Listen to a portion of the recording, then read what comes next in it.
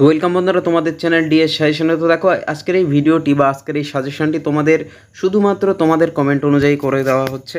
তো দেখো তোমরা আমাকে বিভিন্ন ভিডিওতে কমেন্ট করে জানিয়েছিলে যে হিস্ট্রি একেবারে শেষ মুহূর্তে যেটা প্রস্তুতি নিতে হবে তার একটা শর্ট কোশ্চেনের সাজেশন।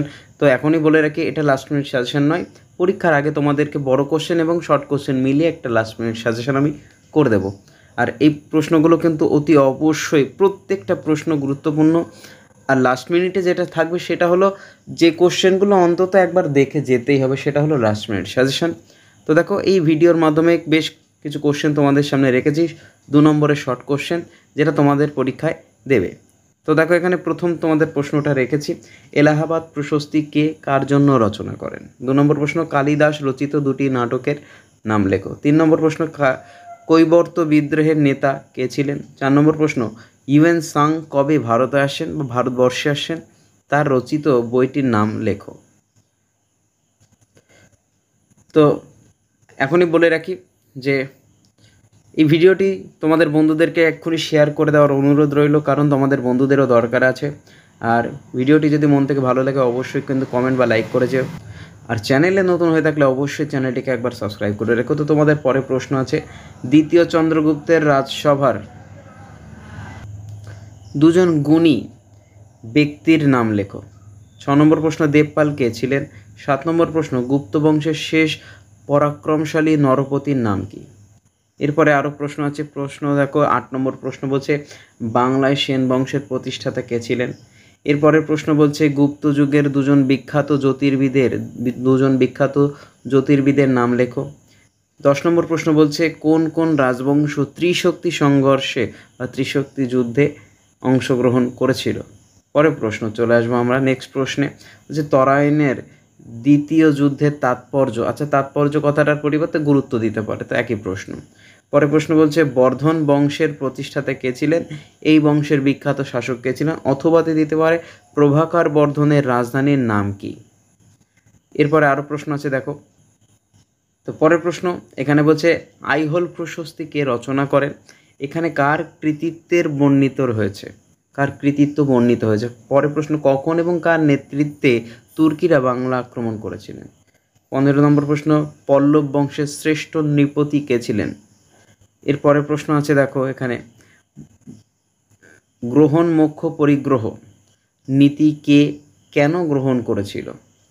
এরপরে চলে আসবো আমরা 17 নম্বর প্রশ্নে, গুপ্ত যুগের দুজন নাট্যকার ও তাদের রচনাগুলির নাম লেখো। পরের প্রশ্ন, গুপ্ত বংশের দুজন শক্তিশালী শাসকের নাম লেখো। চলে আসবো আমরা পরের প্রশ্নে। পরের প্রশ্ন কি আছে, হর্ষবর্ধনের লেখা দুটি বইয়ের নাম লেখো। হর্ষবর্ধনের লেখা দুটি বইয়ের নাম লেখো। আবারও বলছি, যারা এখনও চ্যানেলে নতুন আছো বা চ্যানেলটিকে সাবস্ক্রাইব করে রাখোনি, অবশ্যই পাশের বেল আইকনটি প্রেস করে চ্যানেলটিকে একবার সাবস্ক্রাইব করে রেখো।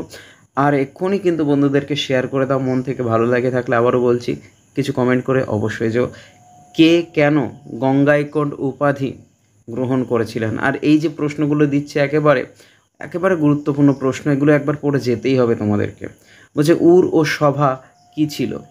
পরের প্রশ্ন, চোল বংশের দুজন বিখ্যাত শাসকের নাম লেখো। এছাড়াও তোমাদের যে বড় প্রশ্নের ভিডিও করে দেওয়া আছে এর আগে, ডেসক্রিপশন বক্সে কিন্তু তার লিঙ্ক দিয়ে দেওয়া থাকবে, অবশ্যই তোমরা সেখান থেকে দেখে নিতে পারো। পরের প্রশ্ন, চালুক্য বংশের শ্রেষ্ঠ শাসক কে ছিলেন।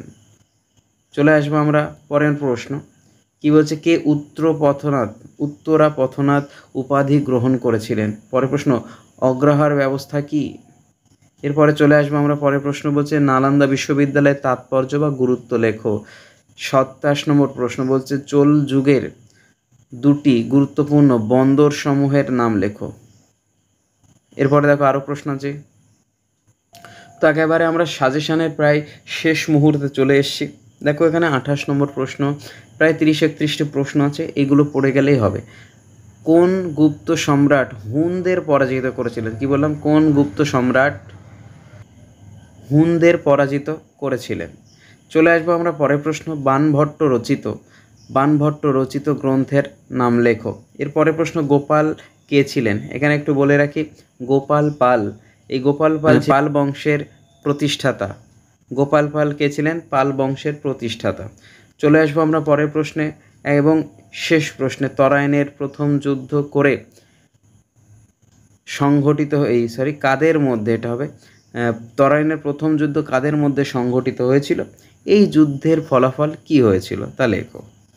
তো এই হলো তোমাদের মূল সাজেশানটা। আবারও বলে দিচ্ছি, লাস্ট মিনিট যে সাজেশানটি হবে সেটা শুধুমাত্র একবার যে প্রশ্নগুলো ভেরি ভেরি ইম্পর্টেন্ট থাকবে সেগুলো। তো দেখো, তোমাদের লাস্ট মিনিট সাজেশান তোমরা ঠিক সময় মতো পরীক্ষার আগে অবশ্যই পেয়ে যাবে। তো ততক্ষণ সবাই প্রতি ভালো নাও, সুস্থ থাকো, ভালো থাকো, দেখা হচ্ছে পরের ভিডিওতে।